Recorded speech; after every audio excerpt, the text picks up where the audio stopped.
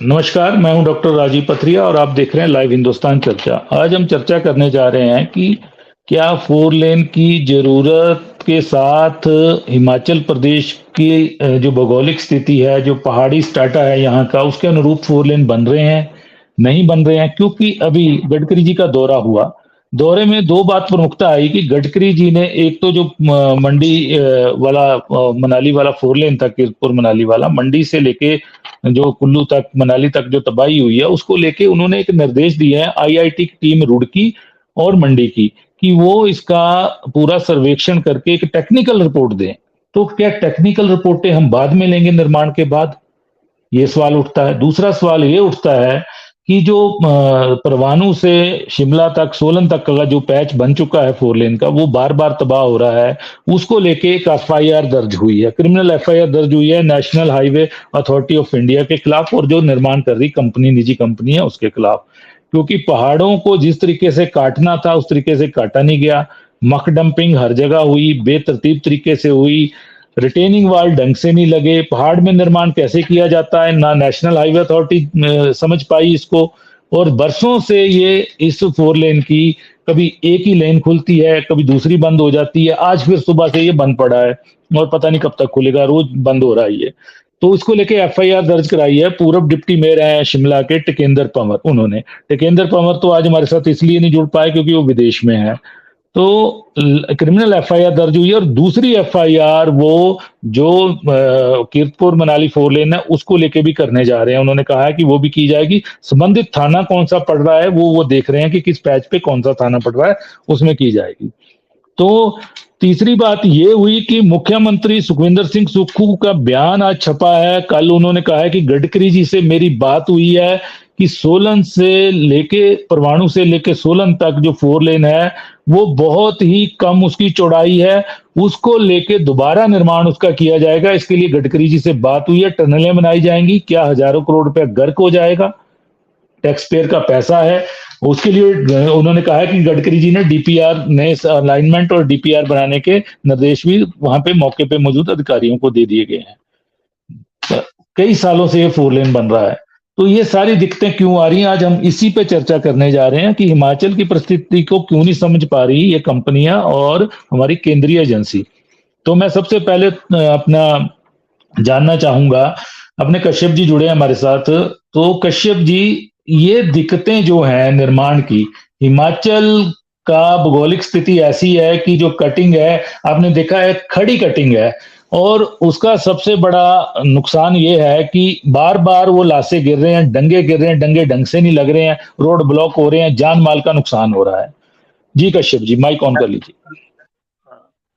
सबसे पहले तो मैं आपको और बाकी सारे प्रतिभागियों को नमस्कार करता हूं कि मुझे आपने शामिल किया।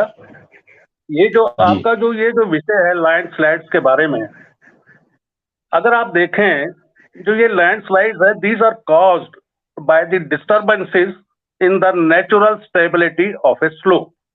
जी natural stability of a slope, natural ये डिस्टर्ब हो सकती है अर्थक्वेक के कारण भी, हैवी रेन्स के कारण भी, और एनी वोल्केनिक eruptions के कारण भी। जी और तकरीबन ये इसके जो मोड हैं, इस लैंडस्लाइड के जो मोड हैं, तकरीबन 5 या 7 तरह के होते हैं। या तो स्लाइड आपकी फॉल करेगी, या तो आपकी स्लाइड टॉपल करेगी, या तो आपकी साइड स्प्रेड करेगी, या तो आपकी जो लैंडस्लाइड है फ्लो करेगी।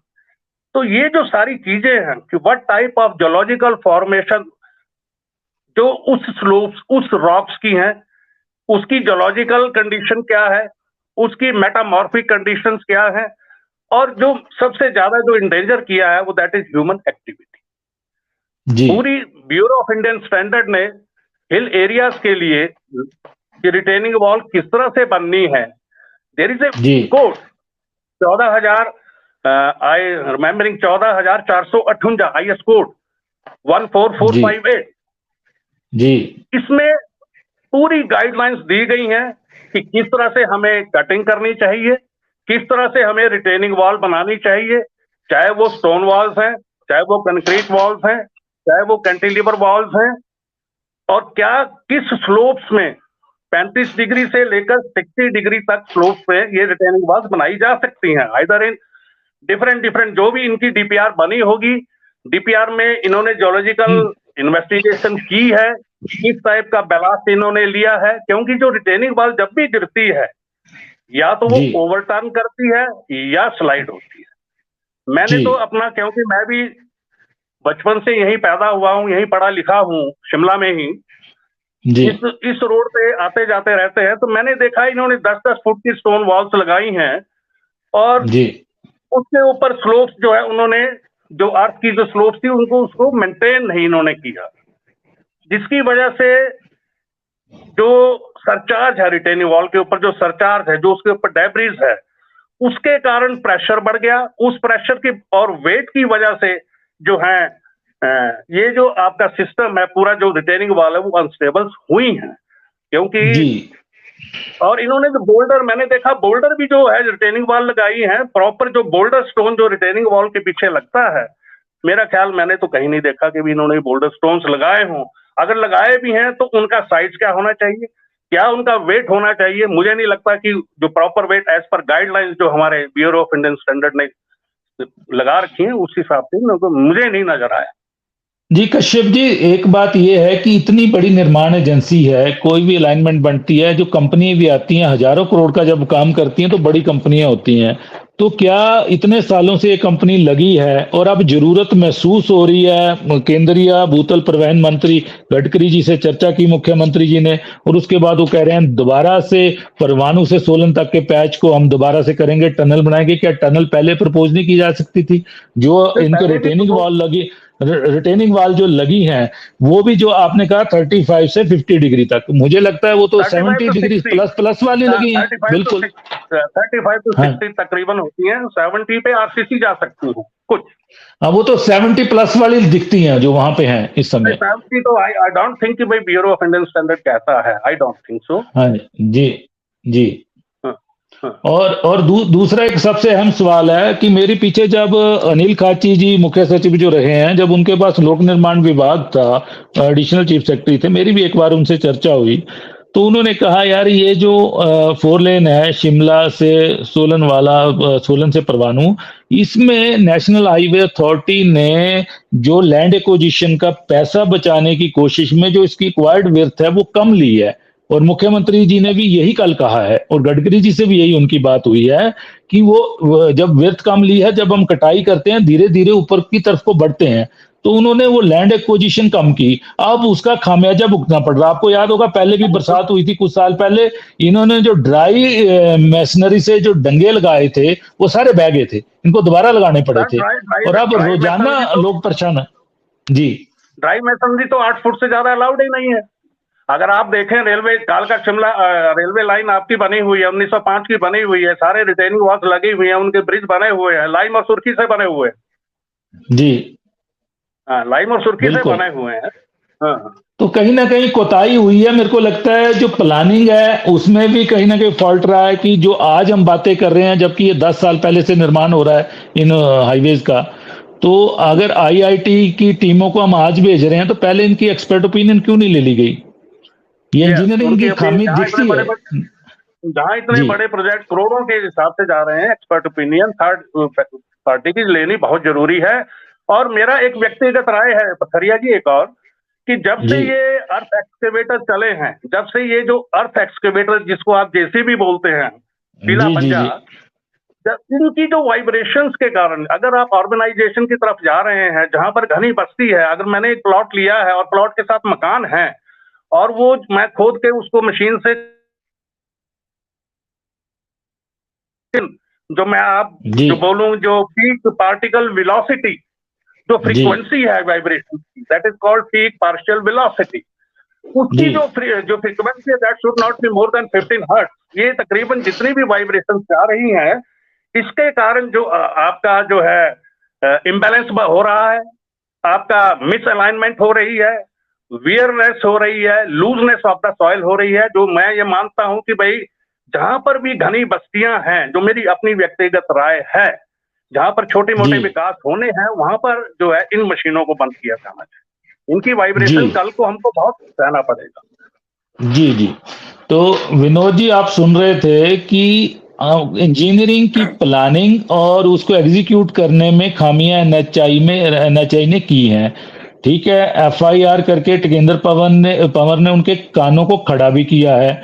गडकरी जी के दौरे में भी ये बातें आई हैं, उन्होंने खुद देखा और हैरान हो गए कि यार ये टनलों, जहां जहां टनल थी वहां पे तो बच गए, और पहाड़ में जो निर्माण किया जाना चाहिए वो टनल को ज्यादा तवज्जो देनी चाहिए। टनल की कॉस्ट बेशक ज्यादा आती है, लेकिन उससे नुकसान कम होता है पहाड़ों में।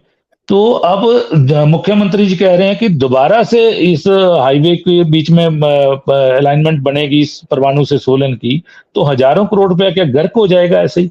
जवाबदेही किसी की तय नहीं होगी क्या? जी।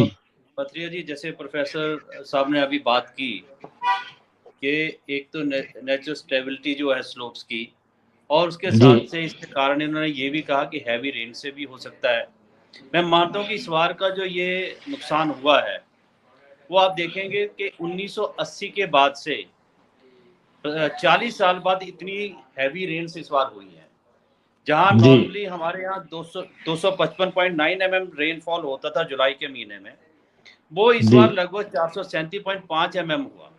और ये रेनफॉल जो 71% ज्यादा है पहले के अपेक्षा। तो ये भी एक कारण हो सकता है कि अब नॉर्मल जो रेन्स हुई है वो एक कारण बन सकती है। और जब भी हाईवे बनते हैं तो उसकी पहले डीपीआर बनती है, डिटेल प्रोजेक्ट रिपोर्ट बनती है, जियो टेक्निकल सर्वेज होते हैं, और जो डिपार्टमेंट है ये पूरी एहतियात बरतता है और उसके बाद ही काम शुरू करता है। परंतु यहाँ पे ये भी बात आ रही है कि अगर नेचुरल कैलेमिटीज आ जाएं से ये इस बार बहुत ज्यादा है। एक तो हम ये कह रहे हैं कि हमारे कल गडकरी जी भी आए, केंद्र सरकार हिमाचल के साथ है और जो भी नुकसान हुआ है उसके ऊपर फिर से जो भी मदद दी जा सकती है वो केंद्र सरकार देगी। और मुझे लगता है कि इसमें टेक्निकली जितना सर्वे होना चाहिए था वो हुआ है। परंतु ये भी सत्य है कि हिमाचल के अंदर या पहाड़ी क्षेत्रों के अंदर जो टनल्स हैं that is the main alternative to the other cuttings. तो मुझे लगता है कि वो इसके ऊपर जब हम सोचते हैं और इसको करते हैं, और कई बार 40 सालों में किसी ने नहीं सोचा होगा कि इस प्रकार से इतना बड़ा रेनफॉल इस बार होगा। और एक बात जो मुझे बहुत अच्छी लगती है और बहुत सही मुझे स्टीक बैठती है कि कुल्लू और मनाली में जो आदरणीय पीडब्ल्यूडी मिनिस्टर साहब ने भी कहा कि जो इलीगल माइनिंग हुई है वो भी एक कारण है, क्योंकि आप देखें कुल्लू से मनाली तक लेकर के सबसे ज्यादा नुकसान हुआ है, जबकि आप देखेंगे कि कीरतपुर से लेकर के मंडी तक का जो हाईवे है वो अभी भी इंटैक्ट है और बिल्कुल सुरक्षित है। मुझे लगता है ये भी एक कारण हो सकता है, इसको भी एक बार खोज करना चाहिए, उसके बारे में जानकारी लेनी चाहिए। दूसरा मसला ये है कि जो हमारा सोलन से परवाणु पैच है बार बार बंद होता है, ठीक है, और अभी भी बंद है। और ये बरसात इस बार है, लेकिन वो हर बार नॉर्मल बारिश बरसात वो पत्थर गिरते रहते हैं लगातार। वहां एक प्लानिंग की, इंजीनियरिंग की कमी कंपनी की भी दिखी है, एनएचआई की भी दिखी है। तो इसलिए क्रिमिनल नेग्लिजेंसी को लेके टेकेंद्र पंवर ने उनपे एफआईआर दर्ज की है, वो आने वाले समय में चलेगी। वहीं पे हाईवे बार बार बंद है, अधूरा पड़ा है, पूरे दोनों तरफ की लेन कंटिन्यू नहीं चलती हैं, लेकिन लोगों की मांग है। कुल्लू में तो आपने वो टोल टैक्स को एग्जम्प्ट कर दिया कुछ समय के लिए गडकरी जी ने, लेकिन यहाँ का नहीं किया जा रहा। लोगों की मांग है कि जब हम हाईवे का उपयोग नहीं कर रहे, हम बाया बाया रास्तों से जा रहे हैं गांव से होके, लेकिन टोल पहले पड़ जाता है, तो हम टोल क्यों दें? वो भी आपको कहीं ना कहीं गडकरी जी से वो भी एक मांग करनी चाहिए भाजपा पार्टी को। बिल्कुल सही है, बिल्कुल सही है। अगर ऐसा है, अगर रोड यूज नहीं हो रहा है तो हम भी ये मांग रखेंगे और सरकार की तरफ से भी एक पत्र मिनिस्टर साहब को चला जाना चाहिए कि इस प्रकार से जिस तरह से कुल्लू मनाली में किया वैसे ही हम इस हाईवे पे भी ये कर सकते हैं। और इसमें ऊपर पथरिया जी ये भी डिपेंड करता है कि कौन से पहाड़ का स्ट्रेटा क्या है। अब मुझे लगता है कि जो परवाणु से लेकर के शिमला तक का ये बता रहे हैं जो स्ट्रेटा है, वो मुझे भी लगता है कि वो स्लाइडिंग जोन लग रहा है, परंतु बहुत लूज स्ट्रेटा है, वो सर्वे हो रहा है। बिल्कुल। अब उसके सर्वे के बाद क्या रिपोर्ट आती है उसके ऊपर फिर काम होगा।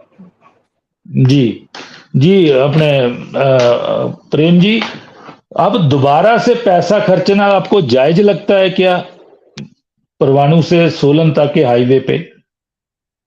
जो टनल बननी चाहिए थी पहले इस हाईवे में, वो टनल को अलाइनमेंट में डीपीआर में शामिल नहीं किया गया, और खामियां आपको कश्यप जी ने बताई हैं कि काफी खामियां हैं। तो इसमें कहीं ना कहीं लोकल, अगर हमारे इंजीनियर जो हिमाचल के हैं, लंबे अरसे से सड़कों का निर्माण करते हैं, आपने देखा है जितने अब 4 लेन अब बन रहे हैं, पहले जब सिंपल होते थे कभी कोई लैंडस्लाइड नहीं होता था, ठीक है ना, ये शिमला तक कोई लैंडस्लाइड वाली समाचार नहीं आते थे, ये अभी ज्यादा शुरू होने। अगर हमारे पीडब्ल्यूडी विंग की भी अगर ये राय ले लें तो इसमें हर्ज क्या है, उनके साथ प्लानिंग करके इन चीजों को बना लें नेशनल हाईवे अथॉरिटी, तो कोई क्या दिक्कत है इसमें? जी प्रेम जी। मैं आपसे बिल्कुल सहमत हूँ, और दिनेश जी ने और विनोद जी ने जो चर्चा में बिंदु रखे महत्वपूर्ण है। सबसे बड़ी बात है कि जो पहाड़ी क्षेत्र है उसमें किसी भी चीज का निर्माण हो, चाहे वो पावर प्रोजेक्ट्स हैं, चाहे वो हमारे 4 लेन्स हैं, नेशनल हाईवेज हैं, एक यहाँ अलग तरह से काम करने की जरूरत है, अलग तरह की जो टेक्नोलॉजी है उसको अपनाने की आवश्यकता है। ये विनोद जी जैसे कह रहे थे कि किसी ने सोचा नहीं था कि इस तरीके से इतनी ज्यादा बारिश होगी। मैं समझता हूँ कि जब हम किसी प्रोजेक्ट पे काम करते हैं तो हमें ये सारी चीजें जहन में रखनी चाहिए कि प्रकृति की तरफ से कौन कौन सी जो मार है, कौन कौन सी जो आपदा है वो आ सकती है, और उसका प्रबंधन जब प्रोजेक्ट रिपोर्ट बनाते हैं और उसका इम्प्लीमेंटेशन होता है उसमें किया जाना चाहिए।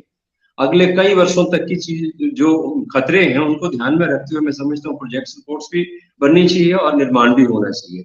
हिमाचल में जो ये पहाड़ों के गिरने का सिलसिला है, सड़कें पूरी की पूरी वॉश हो गई, कहीं ना कहीं इसमें जो कंस्ट्रक्शन कंपनी है और उससे जुड़ी हुई जो अथॉरिटीज हैं उनका मैं समझता हूँ कि कहीं ना कहीं उनकी तरफ से कोताही जरूर है। जैसे आप मनाली, कुल्लू मनाली का जो नेशनल हाईवे था उसकी अगर आप देखें पूरे का पूरा वॉश हो गया, तो उसका निर्माण करते वक्त जैसे ये रिटेनिंग वॉल्स की बात कर रहे थे दिनेश जी, कहीं ना कहीं उन सारे जो एक टेक्निकल चीजें जिनको ध्यान में रखा जाना चाहिए था वो नहीं रखी गई है। सिर्फ इस तरीके से बस सड़क बना दो, वो काम मैं समझता हूँ कहीं ना कहीं हुआ है, कहीं ना कहीं कोताही हुई है जो आपदा आई कुदरत की तरफ से आई।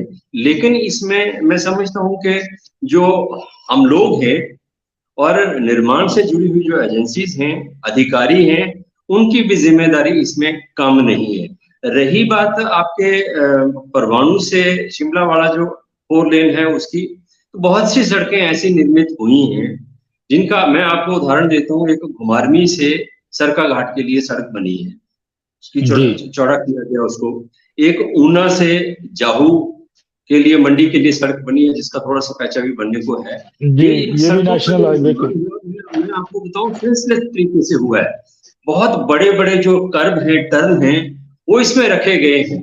जो सड़क का निर्माण करती वक्त चाहे आपको लैंड एक्वायर करनी पड़ती, जो भी उसके लिए करना पड़ता, वो करके इन चीजों को दुरुस्त करना चाहिए था। लेकिन इतने भयंकर मोड़ हैं कि जहां एक तरफ उसमें दुर्घटना की संभावनाएं बनी रहती हैं, वहीं ये जो आपका ऊना से जाहू वाली सड़क है, ये तो मैं आर्मी ने तो इसको रिजेक्ट कर दिया है। आपने उसके लिए अपना जो सामान समूह लेके आर्मी के गाड़ियां जाती हैं उसके लिए, तो ये कर भी बहुत भयंकर है इसमें, कर भी इतने भयंकर है इसमें जी। सेंसलेस तरीके से जो है पैसा बचाने के चक्कर में ना दिमाग का इस्तेमाल हो रहा है, ना ही एक जिम्मेदारी निर्धारित इसमें जो है किसी की हो पाई है आज दिन तक। मैं इनको जो कम्युनिस्ट लीडर हैं हमारे जिन्होंने ये FIR कराई है, मैं FIR को सपोर्ट नहीं करता, लेकिन मैं बधाई देता हूँ कि उन्होंने बड़ी मजबूती के साथ एक कोताही के मामले को उठाया है, इसके लिए वो बधाई के पात्र है। और इस तरह की कार्रवाई जो है वो उससे ये होगा कि कम से कम आगे जो नेग्लिजेंस अथॉरिटीज की तरफ से होता है, कंस्ट्रक्शन कंपनीज की तरफ से होता है, जो पैरामीटर्स हैं, जो स्पेसिफिकेशंस हैं, उनके साथ जो कॉम्प्रोमाइज किया जाता है पैसे कमाने के चक्कर में, जो बेईमानी की जाती है, कहीं ना कहीं उसमें रोक लगाने में इस तरह के जो कदम हैं वो सहायक सिद्ध हो सकते हैं। जी अपने प्रवीण जी, आप सुन रहे थे कि टिकेंद्र पवार ने आंखें खोलने की कोशिश की है, वहीं गडकरी जी ने भी माना है कि तकनीकी खामियां हैं, क्योंकि उन्होंने अब तुरंत IIT मंडी और रुड़की की टीम को आपके मनाली का, कुल्लू का दौरा करने के लिए बोला, लेकिन वहां फिर भी तबाही कम हुई क्योंकि टनल्स वहां पे ज्यादा बनी है मनाली तक के लिए, और कुछ टनल अभी खुलनी है। लेकिन सोलन से परवाणु तक जो टनल बननी चाहिए थी, एक टनल है उसके अंदर, सोलन से परवाणु तक, अगर टनल बनाई होती तो हम कई चीजों से बच जाते। वहीं पे एक बात ये भी है प्रवीण जी कि हम जब भी इस तरह की लैंड एक्विजिशन करते हैं, प्रॉपर उसका पुनर्वास, राहत पुनर्वास प्लान क्या होगा? प्लान कभी नहीं बनता है। मैंने देखा सड़कों के मामले में, ना ही हाइड्रो प्रोजेक्ट के मामले में बनता है। हाइड्रो प्रोजेक्ट कुल्लू वैली में इतने हैं, उन्हीं के कारण ये फ्लैश फ्लड आ रहे हैं जो आज देखा जा रहा है। और जब इनका निर्माण शुरू हुआ था, मैंने कई कवर किए हैं, बड़े बड़े गढ़सा फ्लड, ये वो सारा, कैसे डेड बॉडियां देखी हमने। तो उस समय अगर ये राहत और पुनर्वास अगर प्लान उनका और R&D, रिसर्च और डेवलपमेंट एक पहले से तय की जाए, क्योंकि हमारा लोक निर्माण विभाग में भी, हिमाचल में भी कोई सेल नहीं है, कोई यूनिवर्सिटी, कोई इंजीनियरिंग कॉलेज इन चीजों को नहीं करता है। तो इन चीजों पे अगर ध्यान दिया जाए तो हम काफी नुकसान से बचेंगे। अब जैसे बातें हो रही कि दोबारा बनाएंगे, दोबारा अलाइनमेंट बनाएंगे, हजारों करोड़ तो और लग जाएगा इसी में ही। जी प्रवीण जी, इसके लिए दोषी कौन है? डॉक्टर साहब, ये बहुत बृहद चर्चा है, इसमें बहुत सारे इश्यूज इन्वॉल्व है। पहला सबसे बड़ा इशू जो आपने उठाया कि क्या 4 लेन बनने चाहिए। अगर 4 लेन बने और गलत ढंग से बने तो उसके ऊपर FIR वाला मामला भी आया, बहुत ज्यादा बारिश का मामला भी आया। परंतु हम सारे अगर मामले को सारे परिप्रेक्ष्य में देखें तो हर व्यक्ति अपनी सुविधा के अनुसार जो है आज अपनी विशेषज्ञता के बारे में बात कर रहे हैं। टनल बनाने, टनल की उपयोगिता थी या नहीं थी, ये इंजीनियर्स ने डिसाइड करना, और आज प्रश्न चिन्ह खड़ा करने वाले भी इंजीनियर्स ही हैं। और दूसरी तरफ को अगर देखा जाए, जिस व्यक्ति ने FIR की है उनकी क्या विशेषज्ञता थी, और अगर उन्हीं से पूछे, अगर इन पॉलिटिशियन से पूछे तो मंडी से लेके किरतपुर वाला जो नेशनल हाईवे था, किसके कहने पे उसके अलाइनमेंटें चेंज होती रही? पॉलिटिशियंस के बोलने पे चेंज हुई ना। मंडी किरतपुर नेशनल हाईवे के बारे में ये कहा जाता है कि इंजीनियर्स को वहां आकर देखना चाहिए कि भविष्य में अगर आपने कोई 4 लेन बनाना है तो क्या गलतियां नहीं करनी है। आपके बिलासपुर में अलाइनमेंट चेंज हुई, आपके सुंदरनगर में अलाइनमेंट चेंज हुई। हर जगह अगर कहीं ना कहीं गलतियां की जा रही हैं तो पॉलिटिशियन के थ्रू की जा रही है, और चंद पैसों के लालच के अंदर इंजीनियर्स बिक जाते हैं। आज कहा जा रहा है कि सुरंग की जरूरत है।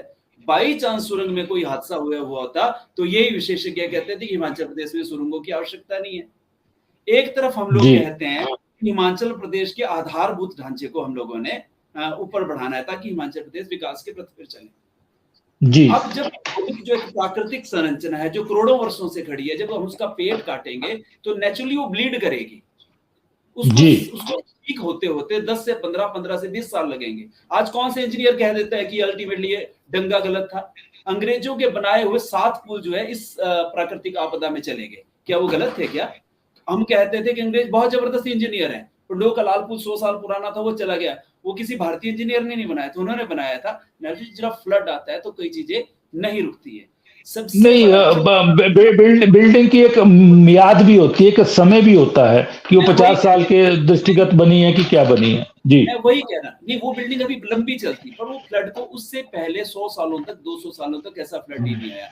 सबसे ज्यादा इंपॉर्टेंट जरूरत है इस पूरे मामले को, मैं अभी तक इतने दिनों से 9 जुलाई से अब तक देख रहा हूं, किसी ने समझा नहीं आखिरकार हुआ क्या। ये अभी 3 दिन पहले मैं मणिकर्ण में था। मणिकर्ण से ऊपर जब मैं घराण गांव की तरफ ऊपर को बढ़ा, 7 किलोमीटर ऊपर की तरफ को गया, तो आप विश्वास नहीं करेंगे, छोटे से नाले में हजारों पेड़ थे, कटे हुए नहीं थे, जड़ से उखड़े हुए पेड़ थे, वहां जड़ से उखड़े हुए, बिल्कुल फ्लैश फ्लड से आए हुए। हम लोगों ने सोचा ही नहीं हुआ क्या इस बार। हुआ क्या कि दिसंबर में बर्फ नहीं गिरी, जनवरी में बर्फ नहीं गिरी, बर्फ गिरने का सिलसिला शुरू हुआ फरवरी, मार्च, अप्रैल और 15 मई तक बर्फ गिरती रही। पहाड़ों के अंदर जो था वो बर्फ जम गई, और जो गर्मियों के बीचों में 2 महीनों के अंदर जो बर्फ पानी के अंदर आती थी वो इस बार बर्फ आई ही नहीं। और वो बर्फ आई जब मानसून और वेस्टर्न डिस्टर्बेंसेस की बारिश ऊपर पहाड़ों पे गई, तो जो 2 महीनों की बर्फ थी वो पिघल के 2 दिनों के अंदर आ गई और उसने बाढ़ में सब कुछ समेट लिया। हिमाचल प्रदेश को 4 लेन की आवश्यकता भी है। हिमाचल प्रदेश को टिकेंद्र पवर की FIR की जरूरत नहीं है, क्योंकि सबसे ज्यादा अगर अड़ंगे लगाते हैं ये कॉमरेड ही लगाते हैं जब कोई विकास की बात होती है। सबसे पहले जो है सबसे पहले ही खड़े होते हैं।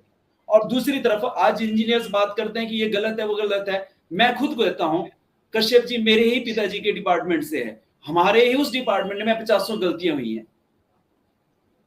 इंजीनियर्स उस समय के परिस्थितियों के अनुसार जो है निर्णय लेता है। हो सकता है वो भविष्य में ठीक भी हो सकती है और भविष्य में गलत भी हो सकती है। परंतु रही बात हिमाचल प्रदेश को 4 लेन की आवश्यकता है। हिमाचल प्रदेश के ये जो 4 लेन हो सकता है तकनीकी दृष्टि से ठीक नहीं हो, परंतु एक और चीज मैं कहना चाहता हूं, ये तो 58-60 से ज्यादा नेशनल हाईवे की घोषणा हुई थी, तो 2 नेशनल हाईवे भी सबने रोना शुरू कर दिया।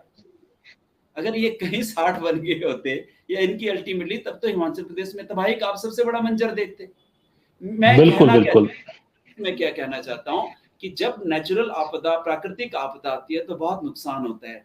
हिमाचल प्रदेश ने इस बार अविश्वसनीय रूप से अभूतपूर्व जो है नुकसान झेला है। और मैं आपको फिर विश्वास कहता हूं कि जिस तरह से अरेबियन सी में इस बार डिस्टर्बेंसेस आए हैं, और पिछले 4 सालों में, पहले क्या होता था कि बंगाल की खाड़ी में जो है 40 से ज्यादा चक्रवात आते हैं। पिछले 4 सालों में पूरा का पूरा प्रकृति जो है चेंज हो गई है।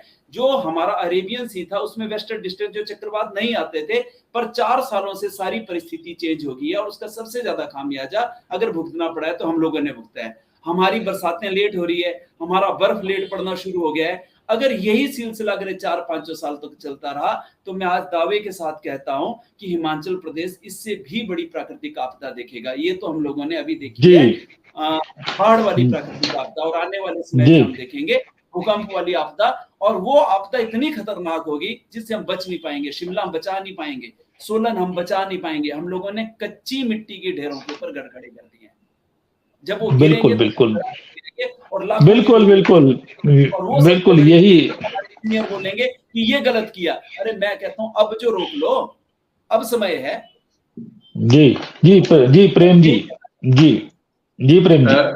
डॉक्टर साहब, ऐसा है कि विकास की गति को तो रोका नहीं जा सकता, बिल्कुल। जो जरूरत है सड़कों की वो चाहिए, ट्रैफिक बढ़ रहा है, बिल्कुल। प्रदेश के विकास को तो किन्हीं भी हालात में रोका नहीं जा सकता, लेकिन हमें ये सुनिश्चित करने के लिए कि आपदाओं को पहले से आप उनका असेसमेंट नहीं कर सकते, लेकिन ये चीज जरूर ध्यान में रखी जानी चाहिए कि प्रकृति किसी भी तरह से जो है वो प्रकोप कर सकती है। उसको ध्यान में रख के हमारी जो विकास है, विकास योजनाएं और परियोजनाएं हैं, वो बननी चाहिए, उनको अमली रूप में लाया जाना चाहिए। मैं आपसे, जैसे हम टनल्स बनाते हैं तो टनल्स के दोनों तरफ जो पहाड़ की कटिंग की होती है उसको हम एक ट्रीटमेंट हम देखते हैं कि किया होता है, उसको रॉक बोल्टिंग कहते हैं। तो उससे उसका जो स्पेस है उसको हार्ड रॉक में तब्दील कर दिया जाता है। तो जहां भी आप पहाड़ को काट रहे हैं सड़क बनाने के लिए, दूसरा निर्माण करने के लिए, तो इस तरह की जो टेक्नोलॉजीज हैं उन टेक्नोलॉजीज को अडॉप्ट किया जाना चाहिए ताकि जो पहाड़ हैं वो दरकने से बच सकें। और क्योंकि पहाड़ तो जैसा है वैसा है, बिल्कुल। आपने सड़क बनानी है, उसको काटना भी पड़ेगा, खोदना भी पड़ेगा, लेकिन उसको स्लाइड करने से कैसे रोका जाए उस टेक्निक के ऊपर ध्यान देने की आवश्यकता है। और नदियों के किनारे जो लगने वाली सड़कें बनती, जितनी भी सड़कें बनती हैं खड्डों के किनारे, नदियों के किनारे बनती हैं पहाड़ों में, चाहे जिस मर्जी राज्य में आप चले जाएं, लेकिन नदी का जो बहाव है वो सड़क को ना डैमेज कर पाए, उसके लिए क्या टेक्नोलॉजी हम अपनाएं, उसके ऊपर गौर करने की आवश्यकता है, उसके ऊपर नए सिरे से काम करने की आवश्यकता है। इसमें विषय ये नहीं है कि उसमें कितना पैसा खर्च होता है। मैं समझता हूँ मानव जीवन से ज्यादा महत्वपूर्ण और कोई चीज नहीं है, कोई चीज नहीं है, बिल्कुल। तो दिनेश जी, जिक्र चलता है कि परमाणु सोलन सबसे खराब इंजीनियरिंग का नमूना है। वो आज से नहीं, हर कोई जिक्र करता है, किसी से भी बात कर लो आप। और अब अथॉरिटीज भी मान रही हैं, मुख्यमंत्री जी खुद कह रहे हैं, कल आपके सोलन में ही उन्होंने कहा है, वहां से कुल्लू दौरे के बाद जब सोलन पहुंचे हैं, कि इसकी गडकरी जी से बात हुई है कि इसको हम, क्योंकि इसमें टनल नहीं लिए गए, इसकी चौड़ाई कम ली गई। मैंने आपको जिक्र किया अभी काची साहब के समय का, उन्होंने भी देखो, उनके पास विभाग आया लोक निर्माण, तो उन्होंने पिन पॉइंट किया कि यार इसकी अगर अलाइनमेंट ज्यादा होती तो कटिंग इसकी ढंग से होती और पहाड़ों को रॉक बोल्टिंग से जहां सील किया जाना था सील करते उसको।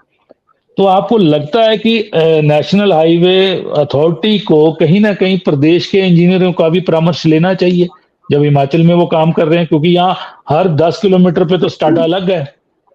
जी कश्यप जी। एक्चुअल में जो लोकल रिसोर्सेज हैं, लोकल स्किल है, और इन सब का जो क्लाइमेटिक कंडीशंस लोकल हैं और जो फाउंडेशन कंडीशंस है, तो वहाँ के जो लोकल इंजीनियर्स हैं वो ज्यादा वो बता पाएंगे उनको। जी। और मेरा ये भी मानना है कि भाई हमें जो ह्यूमन इंटरफेरेंस है, जो हम लोगों की इंटरफेरेंस है, जैसे कि पेड़ काटना, जैसे कि विवेक जी ने बहुत अच्छा विश्लेषण किया इसका, डिफोरेस्टेशन इज द एक बहुत एक ये भी एक कारण है, माइनिंग दूसरा कारण है, मैं कह रहा हूँ अर्बनाइजेशन भी इसका कारण है, जो पहाड़ों पे मकान बन गए हैं, बड़े बड़े बिल्डर्स आके मकान बना रहे हैं, या एक और मैं रीजन मानता हूँ शिफ्टिंग कल्टीवेशन। तो किसान भी जो है, अब मैं देख रहा हूँ कभी कोई फसल लगाते हैं, कभी कोई, जो शिफ्टिंग कल्टीवेशन, तो वो भी एक जो हमारी सॉइल को है वो जो है लूज कर रहे हैं। तो इसमें लोकल्स का अगर ऐड कर लिया जाए एनएचए द्वारा, वहाँ के जो पंचायत प्रधान है उस एरिया का, वहाँ के जो लोग हैं, उनको भी अगर ऐड कर लिया जाए भूमि के बारे में, जो अच्छा विश्लेषण वो भूमि के बारे में बता सकते हैं। जी। दूसरा कश्यप जी, कहीं भी हमारा ना सरकार कोई निर्माण कार्यों के लिए कोई रिसर्च विंग बनाया है आज तक कि उन चीजों का समय समय पे स्टडी करें वो, ताकि आगे के निर्माणों में उन चीजों से कोताही बरती जाए और उसके विकल्प तलाशे जाएं। और ना ही हमारा इंजीनियरिंग कॉलेज है जो स्टेट के, वो कुछ कर रहे हैं इस बारे में। तो ये भी सरकार को कहीं ना कहीं सोचना चाहिए इस बारे में। जी कश्यप जी। जरूर जरूर, सरकार को इस और जो है ध्यान देना चाहिए, क्योंकि मैंने देखा है पीडब्ल्यूडी के पास एक ही विंग है जो रिसर्च का विंग तो है नहीं, वो थोड़ा सा निर्माण का आप जाके चेक करते हैं, वो तो क्वालिटी कंट्रोल विंग है, वो सिर्फ वो तो सड़क बन जाती है, उसके बाद सैंपल लेके बस मटेरियल को चेक करते हैं वो सिर्फ। जी, हमारे पास कुछ नहीं है। हाँ, लेकिन एनएचएआई बहुत बड़ा संगठन है, हजारों करोड़ का वो संगठन है, वहां पे ये चीजें होनी चाहिए, लेकिन कोताही बरती गई है। जाहिर है, अब गडकरी जी ने आंखों देखा हाल भी देख लिया है। चलिए, आज हम चर्चा कर रहे थे कि पहाड़ों में जो निर्माण है उसका क्या तरीका होना चाहिए। कहीं अवैज्ञानिक तरीके से जो हम चीजें कर रहे हैं, पहाड़ों को काट रहे हैं, वो तबाही का मंजर तो नहीं खड़ा कर रही है, और ये कर रही हैं, ये मान लिया गया है। क्योंकि अब सोलन परमाणु 4 लेन को दोबारा से बनाने की बात हो रही है, और मुख्यमंत्री जी ने कल केंद्रीय मंत्री नितिन गडकरी जी से चर्चा की है। हजारों करोड़ रुपया खाक हो जाएंगे।